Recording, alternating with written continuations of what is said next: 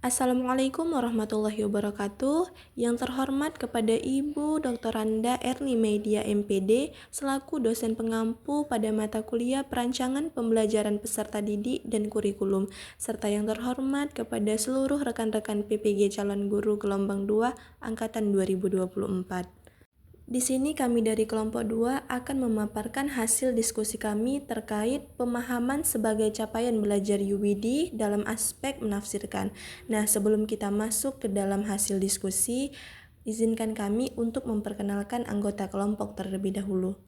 Yang pertama ada Khairatin Nisa, yang kedua ada Cud Aidilatul Aula, yang ketiga ada Khalida, dan yang keempat ada saya sendiri sebagai moderator Girna Deliska Putri, dan yang kelima ada Maula Arifah. Baik, saya akan menjelaskan sedikit tentang menafsirkan. Di sini dijelaskan bahwa kemampuan menafsirkan dalam UBD ini yaitu memahami makna di balik informasi. Kemampuan menafsirkan adalah salah satu aspek penting dalam pembelajaran yang menekankan pada pemahaman mendalam terhadap suatu konsep atau informasi. Di sini ada 3 poin tentang kemampuan menafsirkan. Yang pertama ada yaitu menganalisis. Apa itu menganalisis? Menganalisis adalah membongkar informasi menjadi bagian-bagian yang lebih kecil untuk memahami hubungan antar bagian tersebut. Selanjutnya ada mensistensis. Apa itu mensistensis? Yaitu menggabungkan berbagai informasi untuk membentuk pemahaman yang utuh. Dan selanjutnya di sini ada mengevaluasi, yaitu menilai kebenaran, akurasi, dan relevansi informasi. Saya akan menjelaskan tentang indikator kemampuan menafsirkan siswa pada bagian indikator umum. Yang pertama adalah mampu menjelaskan konsep dengan kata-kata sendiri. Yang kedua, mampu memberikan contoh yang relevan. Yang ketiga, mampu membedakan fakta dan opini. Yang keempat, mampu mengidentifikasi pola dan tren. Yang kelima, mampu membuat inferensi yang logis. Yang keenam, mampu mengevaluasi bukti yang mendukung atau menolak suatu klaim. Yang ketujuh, mampu menghubungkan informasi dari berbagai sumber.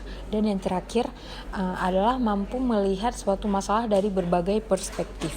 Selanjutnya, saya akan membahas bagian indikator kemampuan menafsirkan siswa, yaitu bagian kedua, indikator spesifik berdasarkan tingkatan kognitif.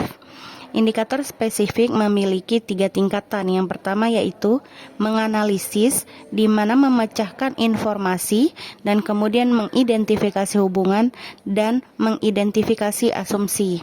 Yang kedua yaitu mensintesis, di mana menggabungkan informasi, kemudian membuat kesimpulan dan membuat representasi.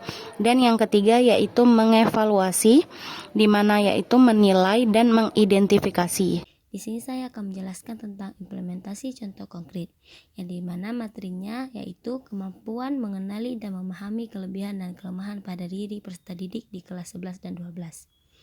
CP-nya, pada akhir peserta didik memiliki kemampuan untuk mengenali kelebihan dan kelemahan pada diri peserta didik di kelas 11 dan 12.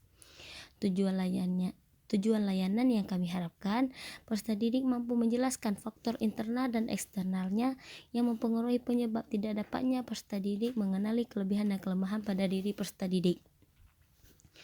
Contoh konkret lainnya, siswa dapat mengaitkan kelebihan dan kelemahan mereka dengan pengalaman pribadi. Misalnya, mereka bisa menjelaskan bagaimana kelebihan berkomunikasi membantu mereka dalam mengikuti kegiatan ekstrakurikuler.